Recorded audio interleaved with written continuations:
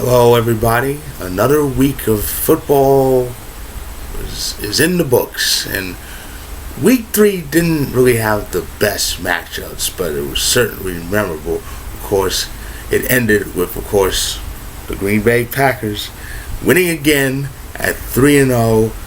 A great victory over the Kansas City Chiefs by a score of 38-28. More on that team a little bit later.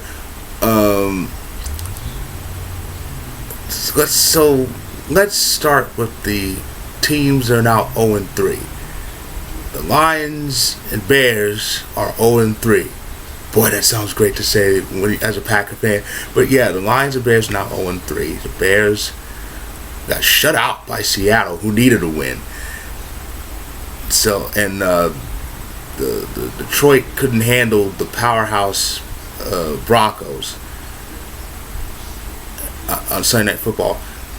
The Saints are 0-3 as well. I don't know what happened there.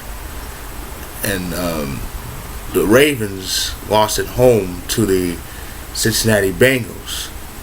And here's a little trivial note.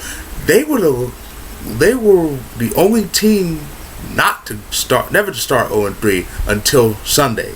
So they are staring at a huge hole. But that's not the only news coming out of week 3. The big news coming out of week 3 is that the Big Ben Roethlisberger got injured during the Steelers game against the Rams, which Pittsburgh won 12-6. But they have lost Big Ben for at least 4 and up to 6 weeks with sprained MCL. So some say this may cripple whatever chances the Steelers have of winning the division. I don't think it will. I mean, I've read through their stretch of games they play without Ben.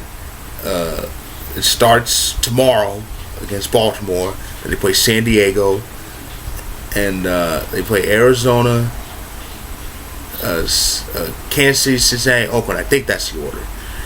Steelers should win all of those, because the only good team in that group is Kansas City. The rest are hot messes. And yes, the Bengals are a hot mess, even though they're 3-0, and I still don't know how the hell that happened, because they have one of the worst quarterbacks in the league. But yeah, they're a hot mess. Wait till December. They'll screw it up. Speaking of which, I have a bone to pick with any eager morons who think the Cardinals are the best team in the NFC. It's amazing how people in the media just don't learn. Remember, the Cardinals had the same start last year. Remember, they were 3-0. They had the best record of conference, and everybody was saying, "Oh, they're gonna be in the Super Bowl." It was in Arizona last year. They're gonna play at home in the Super Bowl. What happened? They blew it in December. They became the only non-NFC South team to lose to Atlanta. They got killed by Seattle the next to last week of the season. They lost the division, ended up having to go on the road to Charlotte to face a 7-8-1 team, and lost that game. And people are saying they're Super Bowl worthy. Really? Okay. Let me throw some facts your way. The Green Bay Packers are also 3-0. That's also a fact. We beat better teams than the Cardinals did. I mean, the Cardinals blew out the Bears. Anybody can blow out the Bears. Canadian football leagues can blow out the Bears. I'm pretty sure college teams can blow out the Bears. We beat Kansas City and Seattle. Not in that order, obviously. 2 good teams. And Aaron Rodgers, 10 touchdowns, no interceptions. And keep in mind the important stat, this is all without Jordy Nelson. Notice how nobody mentions that? Nobody mentions that. It's disgusting. The Packers get so disrespected. They get so disrespected, especially since Rodgers proved himself as pretty much the best quarterback in the league. Yet people are saying Arizona, the choke artists, are more Super Bowl worthy than the Packers. Unbelievable. Unbelievable. It just gives me a headache sometimes. But anyway, back to the 0-3 teams. Here's a stat I learned last week. This was, of course, last week they were talking about 0-2 teams. They said 12% of teams that start 0-2 make the playoffs. That percentage gets lower for teams that start 0-3. Only 3 teams ever since 1990 have made the playoffs after an 0-3 start. But before I continue, let me just state 1990 was the year that the NFL modified its playoff format to the current 12-team format. And I shouldn't say current because back then there were 3 divisions, and beginning 2002 there were 4, but still 12 teams have made the playoffs in the league since 1990. So it's since then, since that year, only 3 teams have made the playoffs after starting 0-3. The 92 Chargers, the 95 Lions, and the last team to do that, the 98 Detroit Lions.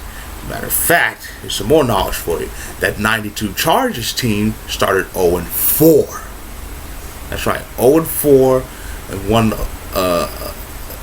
11 out of their final 12 to win the AFC West. So that alone is impressive. 0-4 to that. And so as the line from Dumb and Dumber goes, so you're telling me there's a chance?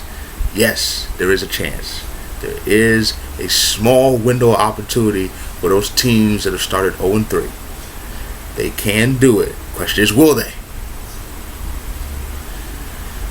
And I have to say this. I can't believe the Raiders are 2-1. How are the Raiders 2-1 and teams like the Giants are 1-2? And like I said, the good teams like the Lions and the Saints, they're winless.